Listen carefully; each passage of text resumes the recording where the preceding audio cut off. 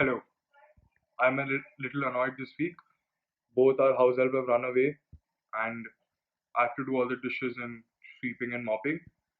But on the other note, this episode is amazing. We have Vishal Sinha, and the first 45 minutes we discuss, his life as a litigator and what are the strategies you can use to earn more money and things like that. And in the second part, which is essentially 15-20 minutes, we talk about the Supreme Court and how the judicial discipline has gone for a toss, and a lot of controversial stuff. So really enjoy it.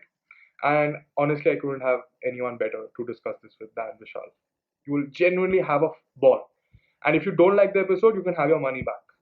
And even though it's free, I know, but it sounds good. That's why I said it. All right, bye. Hey guys, maybe I should start a podcast. You shoot, you make not jeep disappear. We control the whole nation with fear on. Let me make a one thing clear.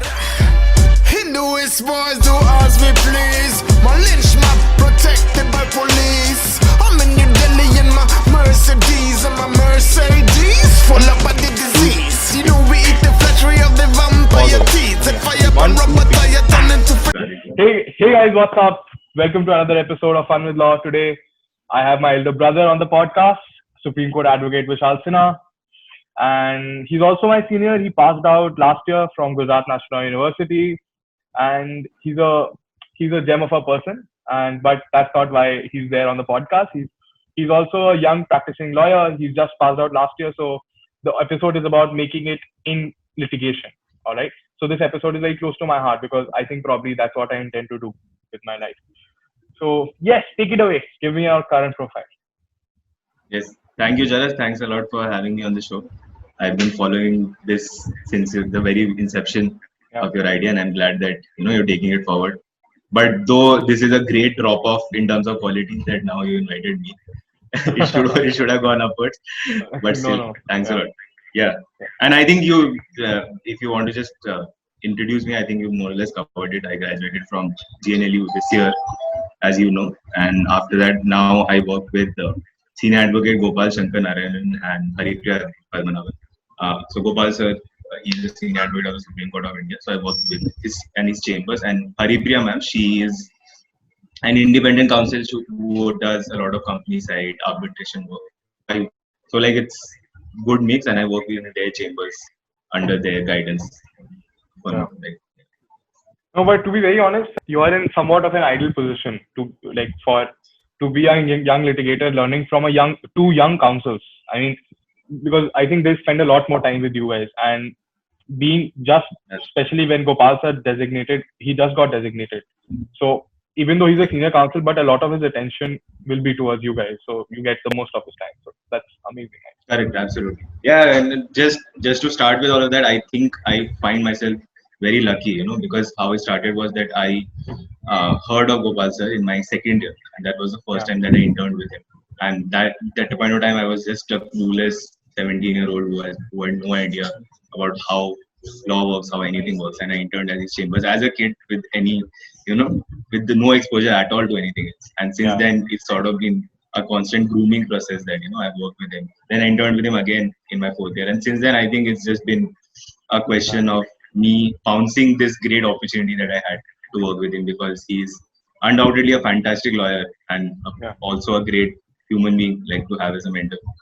No, but also, Vishal, one thing I noticed that you throughout your after especially your fourth year mid and then fifth year, you were literally just you were going to college as if you have everything sorted. And I remember all your batchmates used to be worried or something, and you were one of the first guys to get placed, even though litigation, but you had your scene sorted. So Tell me, how did you approach him, telling him that I want to work with you, or him telling you can work for him? Because with me also, I'm in touch with a lot of lawyers or something, but how do I approach this subject? Sir, can you give me a job? Right. Or something like that? I understand. It's a very funny story, and something that I'll never forget. So as I said, the second time that I interned with him on our last year of internships, because apart from me, there were several other people who were interning from our college and also others, and he had taken us out for lunch. So usually does this at the last day of his internship. There are 3 or 4 interns. He takes everybody else just to interact with the interns and get to know them and stuff like that. Not get to know them, but just guide them or talk about general stuff. So he took us out. I remember we went to Khan Market, So we went to a place. We had great lunch. I Big had Chill. a couple of beers. Not Big Chill. I'm forgetting the place. It was Yeah. some चलो कोई नहीं. I Yeah. think Asian. I think some Asian place. I'm forgetting the name. Yeah. But that's not the memory that I have. Like, not important also. Because Yeah. like we had a lot of food. We had a couple of beers. So it was really Yeah. nice, and I had like some three or four beers, I think. Yeah. After that, and we were slowly leaving the place, and usually he gives us all an internship certificate at the end of it. Like, so it's not in the form of a certificate, but it's more like of a recommendation letter, because it's a very personal thing. Like, he writes about how your time was during the internship. It's a very personal thing and very beautiful way and practice of how he goes about it. So he gave it to me and gave me my stipend, and then I read it, and it was such a beautiful letter, because nobody had said the kind of things that that he had said about me. And like, just that moment I knew it, like, that, because I always felt that from my end this was always there, that I always wanted to work with him. But the moment he gave me the letter, and I realized that he sees some potential in me, and I just figured that there will be no better place for me to grow myself, and then immediately I asked him, sir, I think like, is it the case that can I join you after I graduate? He said, yeah, man, of course, there's always space for you in office. Like, it was just a very cool and candid conversation, but something that I'll never forget. Like, so that's how it started. So maybe to answer your question shortly, all you need is a couple of years to settle down the tenses, and then you can ask anybody. Yeah. Yeah. But wouldn't it be funny if you would have like walked up to him in your 5th year and said, sir, so we talked about that job. He's like, bro, I was drunk. Like, no, yeah. It was just a couple of years. Yeah, because also it's very important. Also get a formal email if you get a job offer like that. Let's get a. It's very. I know I did the same thing. Like, I remember that I came back home, and that day I was just ecstatic. I was feeling very great. And then the next day I woke up is when I started thinking that, okay, but did he really take me seriously? Because the way that I approached the conversation, so light, and so then I messaged him again, like, so, and then it was I didn't want to ask him in that sense, like, so I said, sir, thanks a lot for the conversation. I'm looking forward to joining, just to confirm, but in a very sly manner. And then he said, yeah, man, you're always welcome. So then I was sure that yes, this was indeed a conversation that I can. I just love how in the name of an offer letter you had a WhatsApp chat. But yeah, going ahead, there are like one thing that is very important that comes out of the story is that Vishal is an underage alcoholic. And now moving on to the next. Nothing underage about it. Yeah. Okay. Now the law is arbitrary on this point. In my defense, the law is arbitrary on this point. 21 years is a healthy age to decide whatever you want to do with your life. You have the right under the Indian Constitution, and nobody should stop anybody. That's all. Crazy. Now, okay. Now coming back to a serious discussion. Okay. Now tell me, what are the 2-3 turning points in your law school life or your journey in general, and what was your biggest failure? Apart from this, like, this was indeed a turning point. That both of the times that I interned with sir is when I had a lot more clarity about me as a person, about what I want to do as a person. But just to start, like, the reason why I came to law school was also very broad to begin with, because I did not have the greatest inclination to become a lawyer per se. I was a science student way back in during school, and that time it was just an inkling that I have that I want to do something much more social. Like, it's something that was of interest to me. So very broadly, that was the only idea that I had. And what I realized at that time, that law school is sort of a good place to do that. Like, you can definitely come to law school, and it's not necessarily the case that you need to become a lawyer. Like, even in law, there are so many wide fields, but even apart from the law, there are so many avenues and opportunities that are always open to you. And there are a lot of great examples as well. Some people that you had on your show already, and others that you will have, show great scope and also the amount of innovation that you can have. So that was broadly the reason that I came to law school. And after coming to college, I was involved in a lot of debates with my friends, say with faculties, with a lot of reading that I used to do, and that really opened up my mind in a lot of regards about how I want to work and what are the ideas that I want to work with.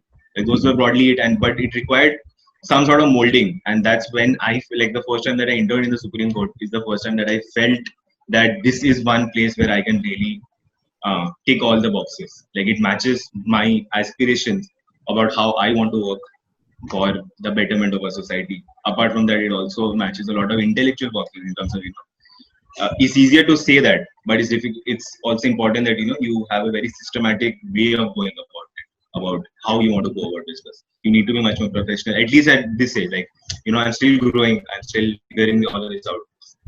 But the first time that I entered in the Supreme Court is the first time I realized the power that courts have in this country. The power to do good, the power to um, take care of any bad, and how to genuinely impact and touch human lives. That is the power that is there in a lot of institutions in a country, but one of the most ideal ones is courts, because very conceptually they are meant to do that. They are meant to be guardians of the citizens, of everything in the constant political system where everything is much more transient in terms of political parties and governments. They come and go, and everything can be changed by way of some power here or there. But there are certain things which are a bedrock to how a society functions, and courts are one of them. There are so many things that happened in college, especially in my last years when I had developed as a human being, which I really did not account for at that one time, because there's so much happening all the time. And so, but they make sense later on to you. They help you understand yourself in a greater way with some more idea. You figure out it's in hindsight, all of it makes sense. And, you are grateful that all of it happened. So broadly, that's how I feel about all of it. And you asked one more thing about failure. Yes, that's a very good question. I think, like, do you mean personally or do you mean professionally? What do you mean? Anything, the one which impacted Because you. Personally, there are 700 problems that I can Yes. talk about, but I don't think anybody wants to hear them. So, yeah. So professionally, go ahead. Professionally, what's the issue? Uh, I won't call any of them failures, like just to begin with, because I don't like the sound of the word, especially when it applies to my own life. I don't like the sound of it. Yeah. But there have been a lot of lessons, and there is, I think, one of the most important things that I learned along the way is to be modest. Like, it's something very easily said, but it's one of the most difficult things to practice, and it's the same thing which impacts a lot of things in your personal life as well as in your professional life. How you interact with people, how you interact with fellow lawyers, how you go about your business. And though you might come across as somebody who's confident, who's curious about stuff, and who has a lot of opinions about everything, like the kind of person that a lot of us aspire to be. But in that, it's important to have modesty, to have the patience, to hear the other person out, to really try and understand what is the argument, because that goes a long way, to determine what kind of person you become, and that impacts a lot of activities in a professional life as well, right? So that has been a constant lesson for me. I think I'm still learning about but that. But have you ever been arrogant? Like, have you ever been arrogant and realized, oh shit, like because I have that a lot. Like, I talk to certain people, I do something, I'm like, thoda arrogant ho gaya. Like that. Yeah, it happens all the time, man. I think it happens with the best of us, and it happens for a reason, because it's a very essential human thought to have as well. Like self gratification, or that consciousness that we have about how our thoughts are the best. And no, but it's a very simple idea to have, but it's quite. No, but let me tell you this to everyone. Like, I wish I could literally write this in a letter and send it to everyone who knows you. So we went for a field trip once, and it was Law and Society. Our committee was there, and it was we were helping an NGO with regard to, they were trying to develop semi-skilled labor, right? So they were educating children from underprivileged homes and things like that. So they had certain legal needs that we were asked to take care of, and we sat in a bus. We went for 3-4 hours to some village in Gujarat, and when we went down and all, okay, so the journey was tough, and obviously we are privileged people, right? So we're like, kahan gaye, things like that.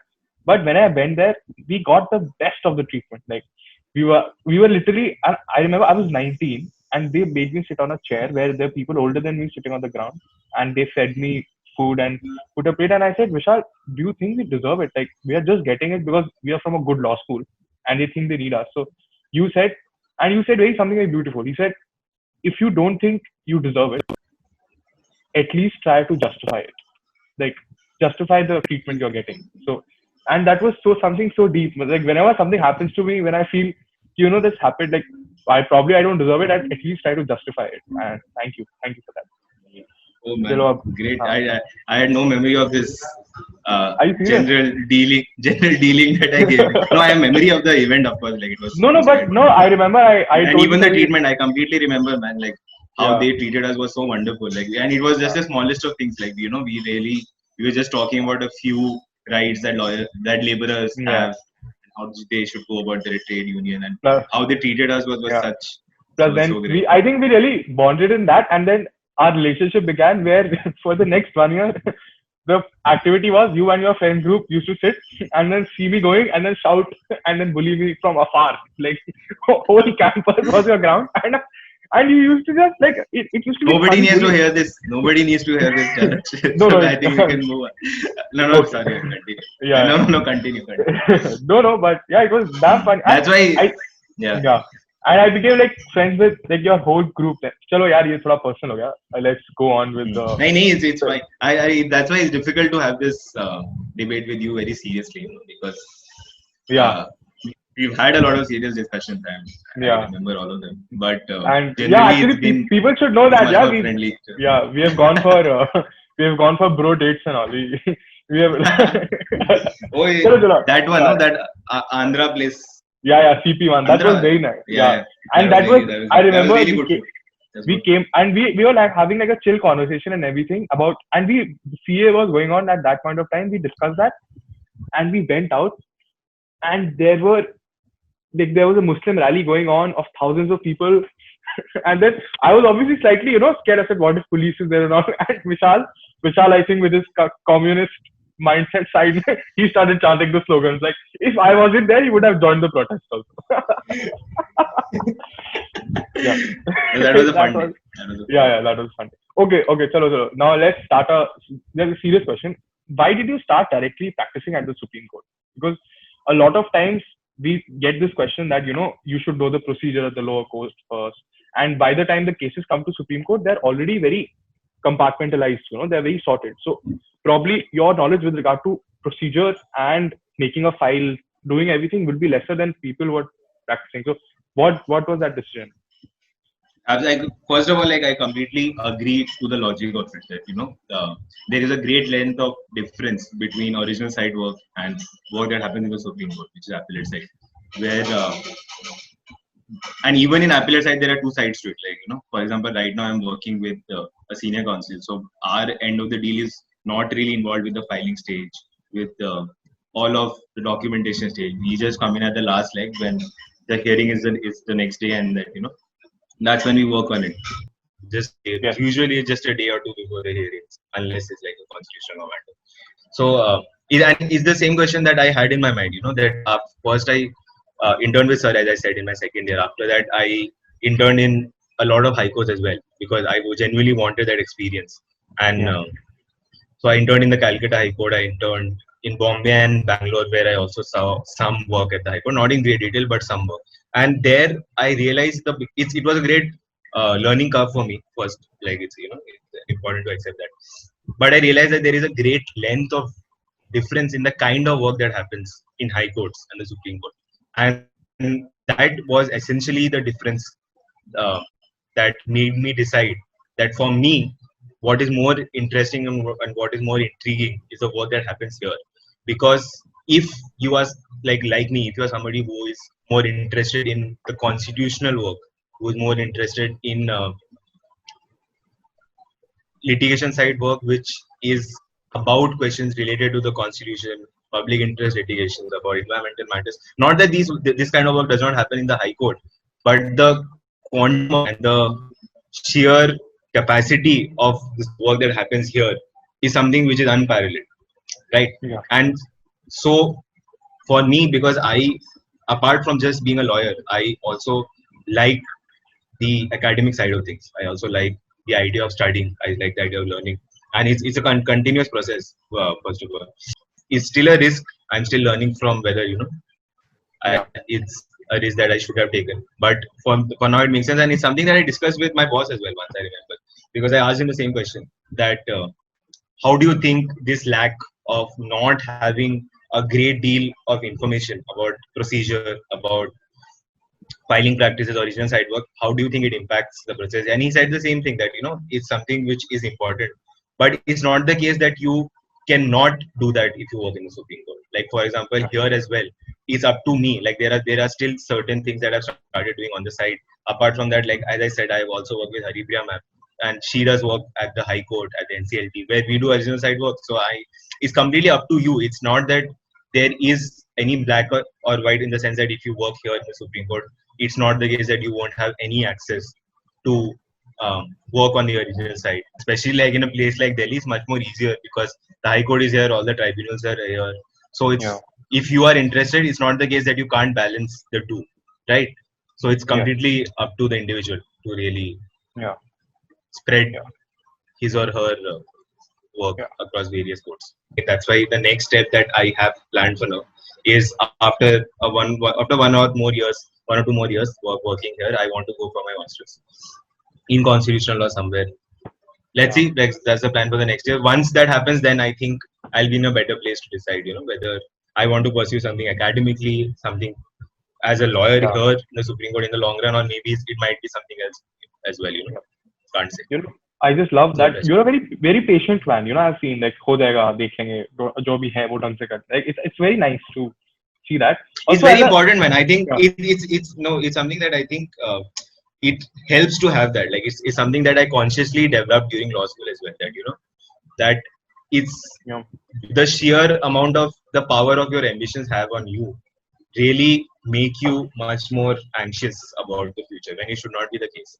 The future is something which you should be pleasantly looking forward to at all points of time, because it's completely it's in your hands, and the opportunities and the possibilities are immense. You can do whatever you want with it, and for you to really ambitions along with a general good mental space of the present, I think it's better to just have short-term plans rather than long-term plans. Like even in college, I used to do the same thing, that for every semester or year, I like to have plans for myself, and that made it made it really easy for me. And like slowly, I think it's something that has become a part of me, and I feel good about that. That I don't really want to think about the long term with so much anxiety. It's very important to have short term plans, execute them, take lessons from them, then build. I think that is something which is very important. I think that is something that I really struggle with, patience, because I'm a very anxious person in terms of, like, I love the process of chasing things so much that, like, for me, every day is like, okay, what's next internship? Okay, so for example, if one semester I'll have a brilliant internship, I will just think how to top that the next semester, and I think that's a good insight to that. And plus, I think there is just so much that we can do as law students, and that is where I think my point also comes of working in a law firm. And I think when you work in a law firm already, you have a structured path, and it's good that you're working there, and probably next few years you'll make it big and things like that. But I think it really kills your creativity in terms of what you choose to do with your life. Because when I look at you, you tell me I'm doing these three kinds of things, I can explore these things.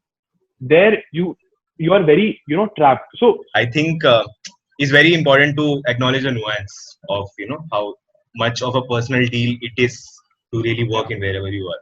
So because it's not the case that everybody who works in law firms is going through this struggle, or in my limited understanding, because I have a lot of friends who really enjoy this work, like how I am so excited about work that happens here. I know a lot of friends who are excited about the regulatory side of things, about markets, about the securities, competition, like just to name a few fields. So it's not the case that you can really generalize this, but I think what is most important is to acknowledge the fact that this is a decision that everybody needs to make for themselves, after thought, after deliberation, after trying few things, because especially in college it's difficult to really move away from the status quo, which would be leaning towards firms, right? Like, because all of us know that, like, when we enter college, the idea that is put onto our heads just by the system, by our friends, by even faculties to a large extent, is that you really should, what there is a game plan for you. The game plan is that get marks, do moods, write papers, and boom, in the fourth year you have a job, and life is, so to say, successful. But Yeah. is it really successful for each and every one of us? Like, that's a question that every law student or every person needs to really ask themselves, because it's not the case that it's necessarily a wrong decision to lean here or there, but it should be a conscious decision, because the consequences of it are something that only that person has to live with. And because it's a serious call, right?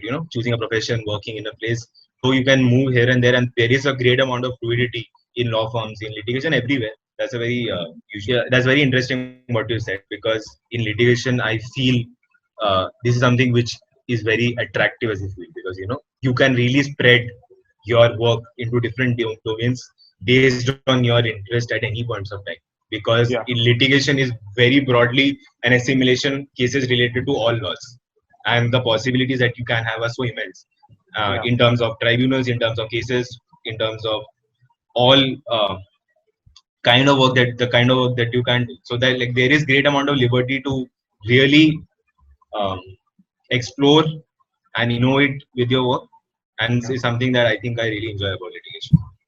But it's very important to address the basically the culture of paying your juniors less in general. In in like in this litigation, like why is it that? And I'm not just talking about, okay, probably your boss is a relatively new senior, so I would give him that leverage. But there are big senior counsels, for them to pay their junior is a joke. And when people don't respect the, I think, the hard work that people have put in law school, and then, you know, and then coming and getting a job here, they essentially create a barrier for good students who actually need the money to join this profession. Why is it today, if I have taken an education loan, I have to think that probably 3 years I should work in a law firm first and then join litigation. I mean, I think it's horrendous. I unpaid internships Absolutely. also. Yeah, it's very, yeah. So why? I completely agree with you, because the reason for all of that is quite conventional, because if you look at the legal industry as how it has grown, it has always been the case that um, lawyers would generally get their sons and daughters into the profession, and a lot of times it would be the case that nobody from outside the system would really permeate into it and try to make a name for themselves. Yeah, And usually it would mean that you could afford to not earn in the formative years of your litigation career, because you would be presumed to be coming from a well-off society, so not just society, sorry, from a well-off family, and you could sustain yourselves even if the allowance which would be given to you would be negligible or even zero in a lot of cases. And that's still the case in a lot of places. Like, yeah, you might not see that in Delhi, but in a lot of high courts, even in district courts, is the case that there are juniors who work without any pay, and that is absolutely horrible. No, not just horrifying. It's it doesn't it's make any sense unfair. at all. Like, it's completely It's nonsensical. unjust. It's completely unfair, because at the end of the day, it's labor. Like, it's not the Yeah, case that the work that juniors do does not yeah, really ensure that the senior gets more money, because it does. Like, yeah, every work that you and I would do for our bosses yeah, would ensure that there is a connection with the work that I'm putting in and the money that you're getting. So yeah, even on a very practical level, it makes economic yeah, sense to ensure that labor is paid. And countering that with what you said, like, that makes a lot of difference, because how legal education has developed in a country is that earlier you would have these traditional universities where you won't be required to have such fees. The expenditure that you would have on your legal education would be negligible or meager to a large extent. But now we know that legal education in India is ridiculously expensive. Like, even though we are technically studying in government institutions, but the fees that we pay, just that this is also a generational gap, I think, and it's something which is slowly getting better. It requires much more attention. It's something which Yeah. all senior lawyers in the Supreme Court, in High Courts, and most necessarily in the district courts, they've able to recognize that we might say that the generation of lawyers which are coming out now is not interested in litigation. But we also have to recognize that it is a systematic defect for some reason. That Yes. there is still a good amount of incentives which come from money. They would know that best because we know Yeah. that how much lawyers make and how much important it is to make that load money. So incentivizing young graduates goes a long way. Like it's not apart from just incentivizing, at least matching the general expenses that they would in working, in living, and at least countering the expenditure that they incurred during their legal education. Like so, this is just a message which has to go out with Yeah. a great deal of conviction to all senior lawyers. And I think a lot of them are recognizing this too because now the next crop of lawyers are also a product of this system. Like my boss, he's aware of this. Yeah. I still think that the salary hike is uh, is not completely fair, but that's a time. That's a debate for another time. Like for example, our university has Yeah. the GLASS program, which is a fantastic scheme, and Yes. is something which has really helped me. I Yeah. really want to You use the are a glass opportunity to collar, even right? thank our university. Yes, yes. Yeah. And for the unaware, like GNLU has this Yeah. scheme for us. I'm forgetting the full form. It's Don't GNLU don't tell them. Litigation Don't tell them. Assistance. I am going to use it. I don't want competition. Now, casually moving on to the next. Let me talk about it. It's very important. Okay. Like Yeah. it should go out. Uh, Yeah. so, like in our university, as you would be aware, we have this GLASS scholarship. I'm forgetting the full form. Is GNLU Yeah. Litigation Assistance. SS. अरे कोई फर्क नहीं पड़ता हाँ something. चल Which ensures that there is a fixed amount of stipend that all of Yeah. us scholars get for 1 year. Yeah, during my law firm internship this November, and you would find it very funny. There were literally 5 interns. We were sitting together from different NLUs, and we were just looking at each other, and we thought we really don't want to work in a law firm. So we were talking about what's the ideal job. So everyone's ideal job was working in litigation, but getting at least 50 to 60 grand. Like that was their thing. They said, "Oh, let's just sustain ourselves, and then that way we can, yeah." So I think you're right about that. Also, now can you Yeah. tell me, as a young lawyer, so okay, for example, if a student from my university wants to get to litigation, you get paid by your senior, then you get GLASS scholarship. Also, what are the other things you can do to to make a lot more money, or at least what are the things you do on side? Right. All right. Yeah. As I said even earlier, that how you really want to go about the business of litigation, at least at the beginning, is also completely up to you. You can choose to diversify your activities. And like, for example, even now, even in litigation, there are a lot of freelancing jobs that you can have. Like, for example, drafting, for example, researching, working Yeah. with civil societies on with their research points, writing articles for journals. All of this can ensure that there is still an additional influx of money into your career. That's true. No, because it's very important. Because But to answer your question, drafting pays a lot. Okay. I have benefited from it Yeah. in the recent past, so I know that Yeah. it's fucking good money for not a lot of work. No, because I was There's a good deal of work, but for one draft you can easily get 40 to 50K. That's oh, acha. yeah. Like if draft Yeah. as in like a petition. I'm talking about Yeah, petition. I remember. But even No. even a simple legal notice can get you 10,000 rupees, and you can easily even if you do 4 or 5 of them a month. It's Yeah. difficult to get so many clients, but with your work, with your professionalism, you can Yeah. always get these clients who are No, plus able even to if give you like the money. it's a mix, right? So even 2-3 months you do one petition, you draft 2-3 notices. I'm sure you can sustain yourself. Yeah. Yeah. So look, good. We talked about money, so I think we should now talk about religion. No, we shouldn't. Okay. So also, Scam. Yeah. which is the biggest scam? Money or religion? Oh wow. Okay, Yeah. that's fun with law. Also, okay, Acha, tell me, do you ever? It's a question I wrote. I feel very embarrassed asking you. Do you ever feel insignificant standing in the court? Do you ever feel you will? Do you get that feeling that you'll never make it? Like there are just so many people out there to make it in this profession, and I don't think so. You have a legal background. Your brother is an engineer. You're from an army background. So, like, I don't know, do you ever feel that, you know, like, what if things don't work out? Or are you confident? Wow, I've never thought about this, and I think that answers your question about Arey, not come on. making it. Yeah.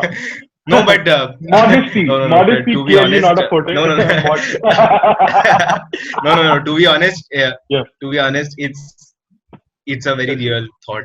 That I know people, friends that I have who are also young professionals. All of us have, and we discuss it also because the sheer amount of influx of graduates, and not just graduates, of legal professionals. Like for example, if you stand in Chief Justice Court on a Monday, you will know that there are at least 1,000 lawyers in and around you in that one courtroom.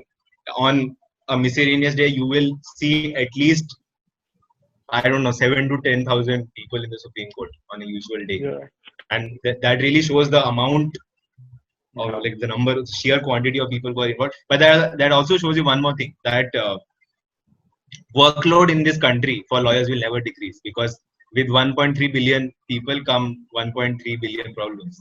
And if we Yeah. can find, if we lawyers tend to do that very smoothly, that we can always project that law is the answer for your problems, and Yeah. it is true to a large extent, but that ensures that we will never go out of business because this will continue to Yeah. stay. That's interesting, because one of the reasons why people say how the Supreme Court has been so active, it has really expanded its scope and jurisdiction. A great deal of that is because of lawyers, because Yeah. it just makes economic sense to have all kinds of cases coming to the court. Yeah. Like how Article 136 SLP petitions now Yeah. cover basically everything. I don't think that was ever the intention when Yeah. Article 136 was put in the Constitution, that you would have one bail rejection in a PMLA court being directly challenged in the Supreme Court. But that's the case. Every order anywhere can be challenged by way of an SLP. So that ensures that the money will keep on coming, because problems will continue to be there. Yeah. Okay. So now this is the last question of the segment. What is that? I'll tell you a funny story first. So I was standing in the NCDRC in my second year, rather end of first year. All right. I was sitting there. I was interning with a lawyer, and I saw there were two people fighting with their lawyer with regard to the course of action and things like that. And I was standing, and obviously I'm tall, like I look 30. So those guys. So I was just standing, and those guys literally looked at me and came up to me. He said, "Sir, आपने अभी सुना क्या हुआ?" I said, "Yeah, I heard what happened." So he said, "If you have a better alternative, can you tell us? We are really looking. We are tired of him," and things like that.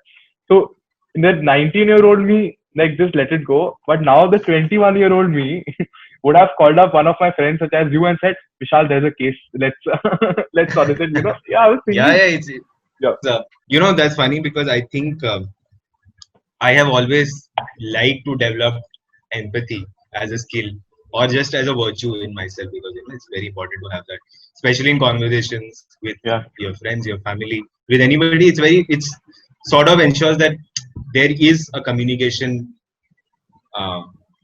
plate which flows both ways, because then it's easier to communicate to another individual, to get the message across, to really listen to what they're saying. But I never realized that this is something which can be monetized, but it really helps to be that, like, because if people can explain their problems to you in the best possible manner, and if you have the skills to really show them that there is a way out of this, legally at least, then it's very easy for them to be convinced that he or she is the right person for you. So, like, it's something which I've realized that it's that this empathy can be monetized very easily, and it really helps. sir, I have murdered 3 people. Can I be saved? Of course, sir, you can be Of saved. course, हो जाता है, सबसे गलती हो जाती है, कोई बात Yeah, नहीं. yeah. No, but that's important because I sit within a lot of consultations also. So I'm very good friends with like Supreme Court advocate Nipun Saxena, and I believe half of his job Right. is to counsel people, is to like give them क्या बोलते हैं, दिलासा देना होता है ना कि हो जाएगा, कोई बात नहीं. Correct, Yeah, like you become Especially very good. in a lot of criminal matters, in matrimonial matters, it's an essential part of. I have seen my boss do marriage counseling, though I don't think he has the skills or the the any sort of basis to do it, but I've seen him do it because it happens all the time. He was appointed by court in not appointed, he was asked by the court to really help and bridge the gap between. Do you not expect him to watch this? Because Yeah. do you not No, it's expect fair. We had a light laugh about it that time also. I cracked the joke at that time as well. That boss has an alternative career in front of him as a marriage counselor, and he liked to think that he was quite good at it. I don't think that worked because the couple separated eventually. But he tried. There is no judicial discipline in the Supreme Court. There are so many examples that we see on an everyday level of how procedure that is supposed to be followed by the Supreme Court with great deal of convention is flouted away without any explanation on the face of it. For example, today, you must have seen that Arnab Goswami's anticipatory bail plea, Article 32 petition was filed yesterday at 8 p.m. and it was listed today at 10:30. Now, as you would know, the court is taking up matters through video conferencing on a very limited scale. It has said that we will only take up extremely urgent matters. The matters of anticipatory bail are not classified as important matters. The only important matters that they have classified are related to COVID generally, like rent and Article 32 petitions which deal with such sort of things, family matters, maintenance, divorce things, all of those things. Those are the only ideas which in the Supreme Court circular have been mentioned to be the only urgent matters that will be taken up by the Supreme Court. How was this matter filed at 8 p.m. yesterday and then taken up today at 10:30 and relief was granted? How is this not a blatant and flagrant violation of the rules by the Supreme Court itself, right? And this happens on an everyday level. Like this is just on a procedural level, but even on certain examples, how judicial discipline is much more important in terms of judges and how they go about their business, right? Like even you must have seen during the land acquisition constitution bench, there was this plea made before Justice Arun Mishra that he should recuse himself from the bench, and with good reason, because the thing was that the 5 judge was hearing the reference which was made by a 3-judge bench by Justice Mishra, where he doubted another 3-judge bench. First of all, a 3-judge bench cannot say that another 3-judge bench judgment is per inferium, because per inferium would mean that you did not. Per inferium is not following established law. When the first 3-judge bench, Pune Municipal Corporation, was given, at that time there was no other law which was binding it, right? Then subsequently, Arun Mishra sat in another 3-judge bench. He gave Indore Development, where he said that Pune Municipal Corporation is per inferium. Absolutely ludicrous, because this has never been the case that an coordinate bench of the Supreme Court can say that another coordinate bench has given a judgment which is per inferium, right? It cannot. The only limited thing that they can do is send it to a higher bench, which they eventually did, but that did not happen at that time. It was sent on to review later on, and even during the review, reference, the first plea that was made before Justice Arun Mishra was that he should recuse himself from the bench, because effectively this bench was deciding whether 2 lines of thoughts, one given by Justice Lokur and the other by Justice Arun Mishra, is right or wrong. And who was presiding over this bench? Arun Mishra. Justice Arun Mishra. How does that make sense? How does it make sense to have a judge going through or even deciding whether his or her own thoughts were right or wrong? you in a judicial case. And again the same thing happened, that he decided and he laid down an extensive judgment, Yeah. which was followed by all of the other judges of the bench without any reason, that they said that judicial um, or asking for recusal of a judge, the question of that will only be determined by the judge himself or herself. That makes sense. That has been to a case to a certain extent. That comes with the assumption that the judge himself or herself would be aware of the consequences of their actions. If they move away from the idea of ensuring that judicial discipline and practice is respected by all countrymen, then how is it fair to have that judge on the bench, and how can that judge himself or herself decide that they should continue to be on the bench, right? And this is just one or two examples. There are so many, several examples of how What's the rules remedy? are. What's Yeah. the remedy? What's the remedy? They it the see it's the I think the problem starts a long way with how judicial independence has been Gone for a always toss. set. It's not just gone for a toss. It definitely has. But the reason why we don't have any checks for it is essentially the judiciary's fault itself, to some extent at least. That with, as they say, with great power comes great responsibility. If you have taken up the mandate that I will ensure my own independence, then that should ensure that you come up with practices and procedures which ensure accountability, which are transparent, which ensure that the ideas or the way that you go about your business truly stand for the principles that you aspire to achieve. But I think the Supreme Court has time and again, in the name of arbitrary practice and not following procedure, has completely moved away from these principles. Like, for example, judicial appointments. It's a hotly debated topic because, but the reason why that NJAC, though no matter the details of it may always be up for debate, but the idea of having an independent body um, choosing judges for appointments in the High Court and the Supreme Court is not necessarily bad. It's something that we really need to look inwards, because we have seen now that there are so many instances of judges being appointed without good reason, right? In the High Court, in the Supreme Court. And how do you ensure that a fair amount of credible judges with an independent mindset, who are not really predisposed to rule in favor of the government in so many instances, come to the judiciary, right? For it to happen, you really have to have certain independent mechanisms. So a lot of these issues that are surfacing now, I think, go a long way because of the judiciary's fault itself, because it has never acknowledged these problems in the first place. And the reason that has not happened is the reason why we don't even have these debates about how and why this can be resolved, right? Yeah. No, but I think independence of judiciary has always been.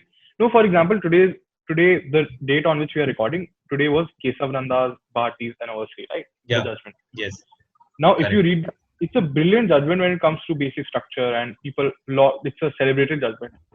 But if you look at the judgment, the relief that was asked was not granted. It upheld the amendments. That same thing happened in Anuradha Bhasin. You said you challenged the internet ban. They upheld. They said yes, internet ban is wrong and freedom of speech and things like that. But then they said, okay, individual orders will be looked at later. Right. So that is how judges, I think, sometimes, I'm really sorry, I'm no one to comment on this, but sometimes they hide behind their stature and their legal jargon and their knowledge and their long judgments, and they do not give any practical solution. But I think it is not necessarily their mistake also, because I think sometimes we ask too much of the judiciary. Honestly, sometimes I feel like they're doing the parliament's role. What they did with Section 377 should have been done way before by the parliament itself. And yeah. Correct. Absolutely. Now, I think yeah. a lot of things that you're saying are right, but just want to add to that whenever, like especially with Keshav Nanda and to certain extent to Anuradha Bhasin as well, the argument has always been that if you, by way of a judgment, you are creating a complete 360 on the existing procedure of law, then you will give that benefit of doubt to that particular violation, that you will not, you know, Yeah. work back. Like for example, in Keshananda, they said that all of these principles will not be used to challenge amendments which came beforehand, because Yes. it's sort of right to say that we will not decide pre-existing conditions based on principles that we are developing now, right? Like, and that has been a judicial practice for with maybe some loophole. I agree with you that sometimes, you know, there is no effective remedy which is given out, but it's a practice which has been developed, and with only with good reason may you move beyond it. Like for example, Anuradha Bhasin, I think, was one opportunity to really show that if there is a tactical shift in the position of law, then it has to be made to be respected. Yeah, no, not just necessarily that you enforce it, but you make it enforceable, or you give they give the government just a spanking that it has to be followed, because eventually we are saying the same thing.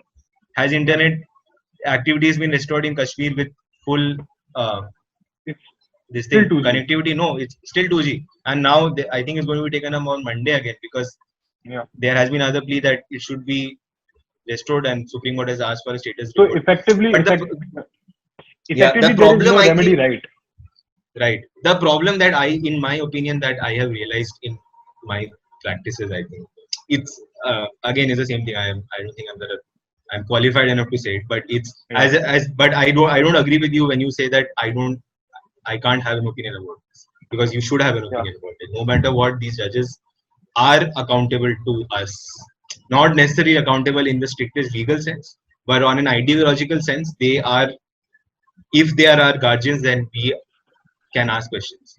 We should always Yeah. be in a position to ask whether the way that they are going about this business is the best possible way to ensure Yeah. the welfare that they are supposed to ensure to us. If the Supreme Court is the guardian and the protector of the Indian Constitution, and the Indian Constitution says that sovereignty lies with all of us, then isn't the Yeah. Supreme Court at all points of time, at least on an ideological level, accountable to all of us in terms of how it goes about this business, right? Yeah. So, and the problem that I realized, I think maybe it's naive to say it in certain regards, but I have seen a complete absence of judicial spine, where judges have this a backbone where they can really whack the government on its Yeah. head. Maybe because it is dangerous for them. It might harm their, I don't know, post-retirement appointment. They might not become a Rajya Sabha member if they don't do that. Right? Yeah. No, but But that is what I was getting at. Can you also throw some light on Justice Gogoi's uh, treatment of the claims? Like, he was on the bench, right? That basically was the response. So what was that exactly? I like assume that I don't know anything. So how did he go about adjudicating his own claims? right, because when the when the allegation was made against him by the employee of the Supreme Court, after that point of time, there at the Supreme Court there is no internal committee which is mandated by law. I think that looks into allegations of Yeah. sexual harassment and the paraphernalia. And in the absence of it, there was a plea made that there needs to be an independent investigation against Chief Justice Gogoi with respect to these allegations. And as we know, the Chief Justice of India is the master of the roster. He or she, at any point of time, whoever is the Chief Justice, can decide how matters get allocated between judges. Yeah. And there is absolutely no transparency. There is absolutely no basis in terms of how a Chief Justice goes about this business, because it's completely up to them to decide. He himself spoke about it. He went for that conference that happened. Sorry, Right. 5 judges sat down and spoke.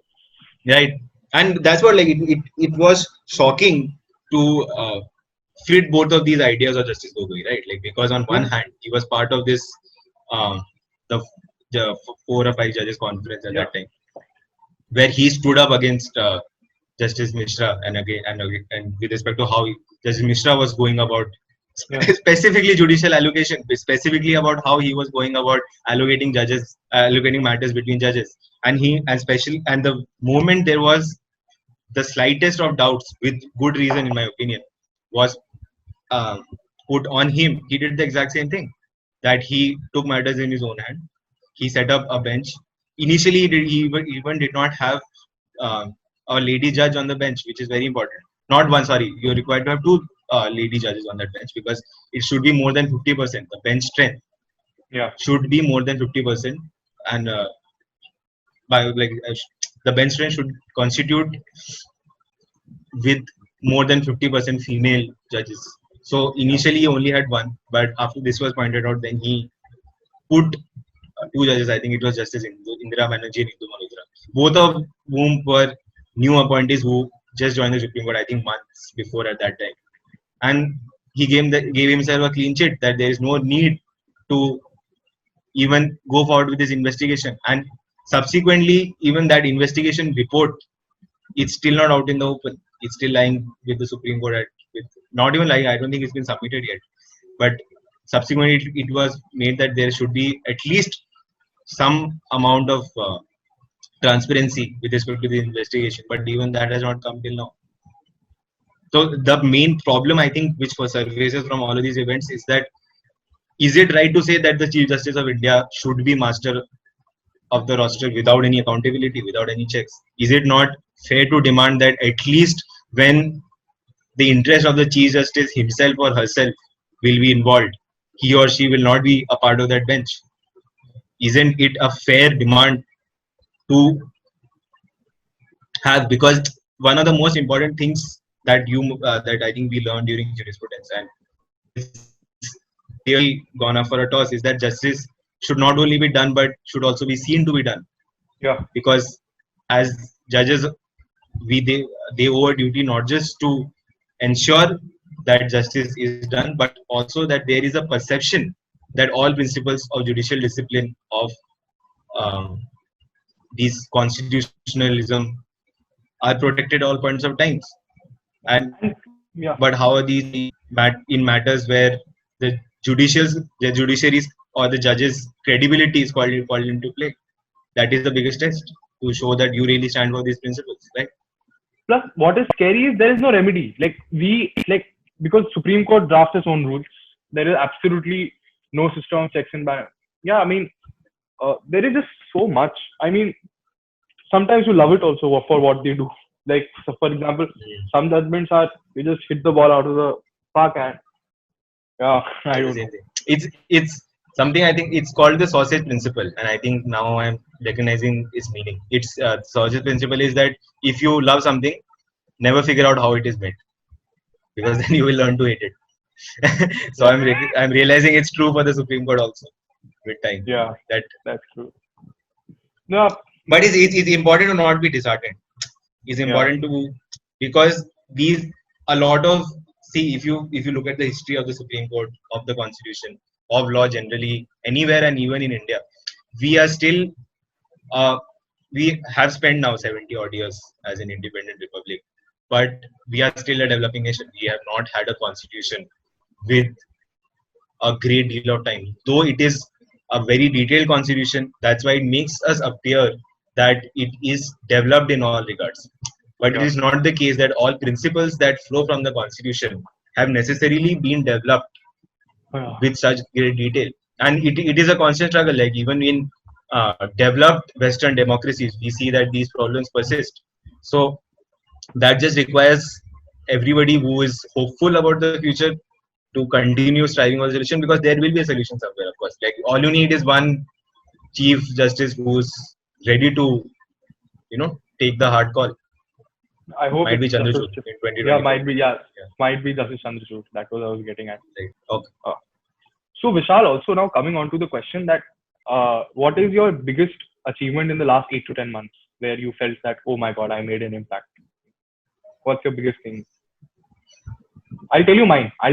So biggest achievement when I felt was that when I filed the review petition on Aadhaar, didn't hear anything about it. I don't know what has happened to it also right now. But Thing is still The- pending, I think. yeah, 6 to 8 months. Stay pending Yeah, for the yeah, rest of 6 your to life. 8. Yeah, wow. 6 to 8 months later, I was on the WhatsApp group. Some Aadhaar discussion came, and a junior quoted a paragraph for some petition. And while just going through the messages, I saw it seems like I've read it somewhere. And when I started reading and I saw that it was the exact petition that we worked on. And I remember that para. I remember how we drafted that para, and my boss, Advocate Nipun Saxena, telling us what the hell have you done and change the line here and there. And that Yeah. you feel so good that even though, okay, I don't know if I have contributed to the judicial intervention with regard to that. However, at least I've contributed to the legal debate. So, what is your biggest achievement? Yeah, that's wonderful, man. Yeah, that's quite Yeah. a nice story. And this is very important. It's very important to have these, Yeah. incremental moments where you feel Yeah. good about the work that you do, because that really motivates you. And I also feel that about that, like about certain works. One or two that stand out. One is that there was this case about before Justice Nariman, where we were appearing for a PIL petition, which was related to disclosure of criminal antecedents of ministers when they filed for nomination.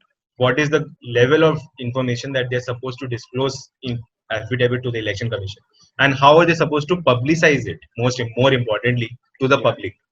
So having your criminal record as a part of any official or non-official social page, your ad in newspaper, all of these things are very important, because it's been established by way of constitutional bench decision in, I think, 2 years back, that there is a 19(1)(a) right of citizens to know about the criminal records of ministers of parliament, because that goes a long way in me forming a value judgment as to whether I want to be represented by you or not, right? Yeah.